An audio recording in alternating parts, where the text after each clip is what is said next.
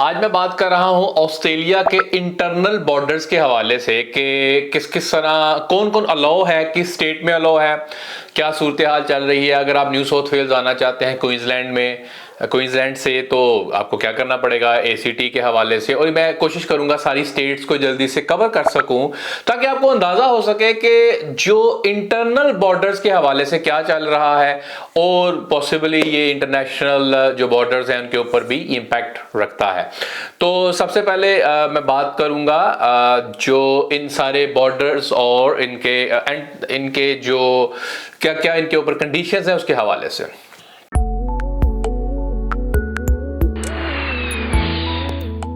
मेरा नाम नासिर नवाज है और मैं ऑस्ट्रेलिया में रजिस्टर्ड माइग्रेशन एजेंट हूँ। आज मैं बात कर रहा हूँ इंटरनल बॉर्डर जो है ऑस्ट्रेलिया के उनके हवाले से।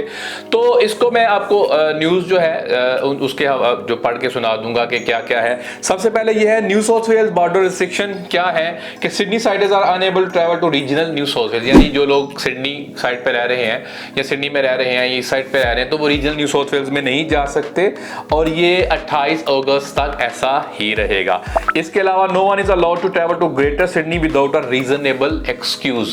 जो ग्रेटर सिडनी है उसमें अब कोई भी नहीं जा सकता, ये न्यू साउथ वेल्स के अंदर की ही बात है। Interstate arrival New South Wales from Queensland, South Australia, the ACT and Victoria including people who have been in those state for any time during the previous 14 days need to complete a travel declaration upon entry.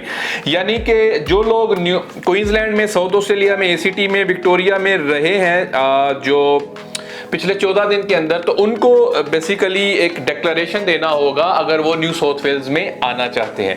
इसके अलावा Victoria का उन्होंने कहा भी Victoria में आने के लिए सबको परमिट चाहिए, सीधी सी बात है, सबको परमिट चाहिए। और उन्होंने कहा the ACT and the lockdown areas of south Queensland including Brisbane are red zone. Victoria का बहुत क्लियर है इसके ऊपर, उन्होंने कहा भाई आपने अगर आना है ना तो आपको परमिट चाहिए। उसके अलावा जो विक्टोरिया का एक बबल एरिया है न्यू साउथ वेल्स के साथ जो कि बिल्कुल बॉर्डर में साथ लगता है, वो ये कहते हैं अगर इनको आना है तो ये जो मेडिकल ट्रीटमेंट वगैरह के लिए आ सकते हैं अगेन। और अगर आप बगैर परमिशन के या बगैर परमिट में जाते हैं न्यू साउथ वेल्स उधर विक्टोरिया में तो इसके ऊपर फाइन है ठीक ठाक तकरीबन $5000 के करीब। क्वींसलैंड बॉर्डर रिस्ट्रिक्शन ये है कि Queensland government has extended border restriction to all New South Wales except for local government area along the Queensland। अच्छा, क्वींसलैंड ने कहा है कि भाई बॉर्डर रिस्ट्रिक्शन है, न्यू साउथ वेल्स से कोई नहीं आ सकता। सॉयन एरिया से जो कि लोकली लगते हैं क्वींसलैंड के बॉर्डर के साथ तो वहां से लोग आ सकते हैं। जो असेंशियल वर्कर्स हैं वो कहते हैं कि भाई अगर आप न्यू साउथ वेल्स से भी आना चाह रहे हैं ना 20 अगस्त से ऑनवर्ड तो कम से कम जो वैक्सीन की एक डोज है वो लगी होनी चाहिए। इसी तरह वेस्टर्न ऑस्ट्रेलिया की रिस्ट्रिक्शन है, Western Australia no require people to apply to into the state from a high state anywhere with more than 50 cases a day to have proof of at least one dose. अच्छा, वो कहते हैं कि आप कहीं से, न्यू वेस्टर्न ऑस्ट्रेलिया ने कहा कि आप इंटरस्टेट कहीं से भी आ रहे हैं, अगर उस स्टेट के अंदर 50 से ज्यादा केसेस आ रहे हैं डेली तो भाई आपको कम से कम जो है एक डोज लगी होनी चाहिए वैक्सीन की। इसके अलावा जी जो ऑस्ट्रेलियन कैपिटल टेरिटरी है उसने कहा कि non ACT resident entering from locked down area of Queensland, Victoria, New South Wales will not be allowed to enter unless they have an exemption which only be granted in exceptional circumstances. तो again उन्होंने ये कहा कि अगर आप lockdown वाले area से आ रहे हैं तो भाई आपको परमिशन लेनी पड़ेगी एसीटी आने के लिए, यानी कैमरा आने के लिए, जो कि एक्सेप्शनल सर्कमस्टेंसेस में ही मिल सकती है।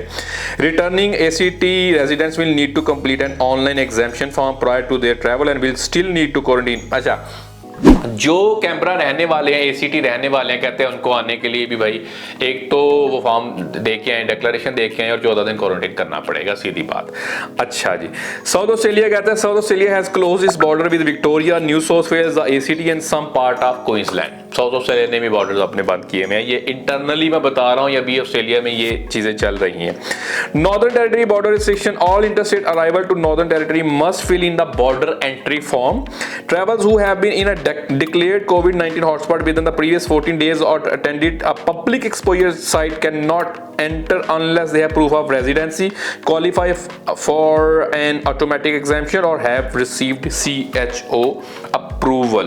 उन्होंने कहा कि भाई अगर आपने आना है ना तो आप बेसिकली एक तो बॉर्डर एंट्री फॉर्म देख के आए और अगर आप हॉटस्पॉट में हैं तो आपके पास ये प्रूव होना चाहिए कि आपकी रेजिडेंसी नॉर्दर्न टेरिटरी में है। तो Tasmania, no one from New South Wales, the ACT or Victoria may enter Tasmania unless they have special permission from the deputy state controller. भाई कोई भी नहीं आ सकता unless you have the permission. ये Tasmania कह रहा है कि कोई भी नहीं आ सकता जब तक आपके पास परमिशन नहीं है।